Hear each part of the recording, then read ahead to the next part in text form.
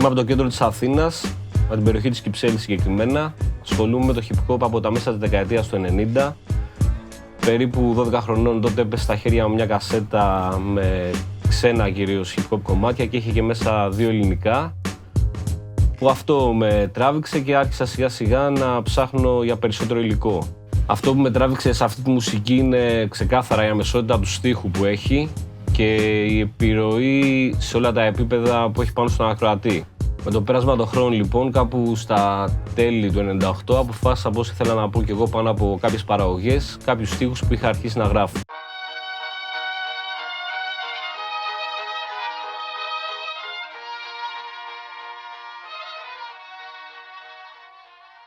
Στην αρχή το θέμα της παραγωγής ήταν αρκετά δύσκολο, καθώς δεν είχαμε ούτε τα μέσα, ούτε τις τεχνικές γνώσεις για να μπορέσουμε να στήσουμε ένα beat και έτσι αναγκαστικά πατάγαμε πάνω από ξένα instrumental.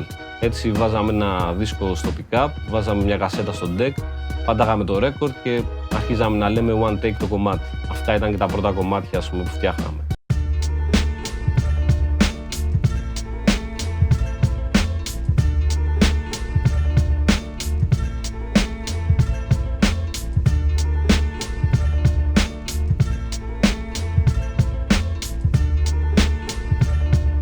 Σιγά σιγά με τα χρόνια η ανάγκη μας στο να δημιουργήσουμε τις δικές μας παραγωγές και τα δικά μας beat αυξανόταν, γινόταν πιο έντονη και κάπου στο 2003 πήρα τον πρώτο μου υπολογιστή και έβαλα μέσα 2 software, το Cool Edit και το Horizon τότε και άρχισα να στείνω σιγά σιγά τα δικά μου beat, ερασιτεχνικά αλλά τα πρώτα μου beat. Μέχρι τώρα έχω χρησιμοποιήσει πολλά μηχανήματα και διαφορετικά, καθώς πήγαινα σε διαφορετικά studios για να φτιάχνω τις παραγωγές μου, κυρίως σε στούντιο που δουλεύουν αναλογικά τον ήχο και τα τελευταία χρόνια έχω φτιάξει ένα δικό μου στούντιο που χρησιμοποιώ συγκεκριμένα μηχανήματα για συγκεκριμένο λόγο και έτσι όλες μου οι δουλειές πια έχουν συγκεκριμένο ήχο. Ο εξοπλισμός σε ένα στούντιο είναι το α και το ω για μένα, γιατί γι' αυτό το λόγο πηγαίνει σε ένα στούντιο, για τα περιφερειακά του και για την κονσόλα που έχει. Γιατί αυτά είναι που θα σου δώσουν και το χαρακτήρα στον ήχο σου. Το να πας σε ένα στούντιο με 2 καλές κάρτες ήχου και μια ψηφιακή κονσόλα δεν σου προσφέρει κάτι. Αυτά μπορεί να τα στήσεις και σε ένα σπίτι και να βγάλεις περίπου το ίδιο αποτέλεσμα.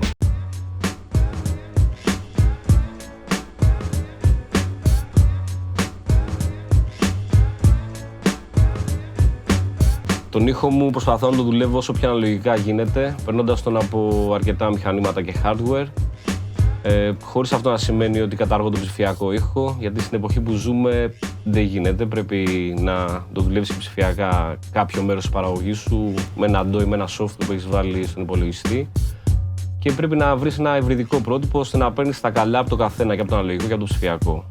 Ο ρόλος της μίξης παίζει, αν όχι το μεγαλύτερο, ένα μεγάλο ρόλο στο τελικό αποτέλεσμα που θα φτάσει στα αυτιά του ακροατή, καθώς εκεί γίνεται πολύ σημαντική δουλειά και σε αυτό θα πρέπει ο ηχολήπτης που μιξάρει το κομμάτι ή το δίσκο να προσέχει ώστε να μην μιξάρει μόνο σωστά και με σωστές τεχνικές το κάθε κομμάτι, τον κάθε δίσκο, αλλά θα πρέπει να προσπαθήσει να κρατήσει και το συναίσθημα που έχει αποτυπώσει ο κάθε καλλιτέχνης, τραγουδιστής, παραγωγός και να βάλει και ο ίδιος το δικό του συναίσθημα και τη δικιά του ψυχή πάνω στο κομμάτι.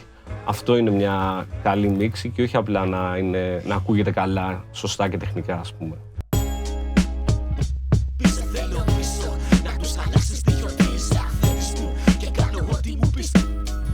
Το να βιοποριστείς από το beatmaking στην Ελλάδα νομίζω είναι αρκετά έως πολύ δύσκολο.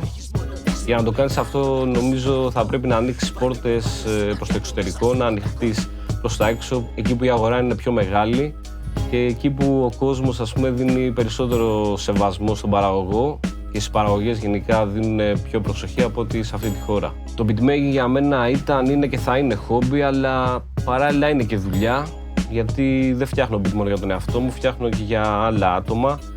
Έτσι από τη στιγμή που φτιάχνω για άλλα άτομα το βλέπω πιο σοβαρά και δεν μου αρέσει να το βλέπω σαν χόμπι εκείνη τη στιγμή. Για μένα δουλειά κυρίως είναι η ηχοληψία, καθώς αυτό έχω επιλέξει να κάνω στη ζωή μου, αυτό έχω σπουδάσει και από αυτό ζω τα τελευταία χρόνια, καθώς είμαι επαγγελματίας ηχολήπτης.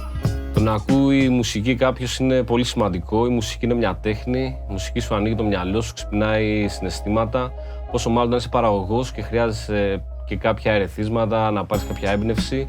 Σε αυτό το σημείο μπαίνει και το κομμάτι του digging μέσα, που είναι εξίσου σημαντικό για τον κάθε παραγωγό, καθώς ψάχνοντας διάφορους δίσκους και από διάφορες εποχές, μαθαίνεις άλλες χώρες, άλλους λαούς, άλλες κουλτούρες, κάτι που είναι πολύ δημιουργικό και σε γεμίζει για σένα σαν άνθρωπο.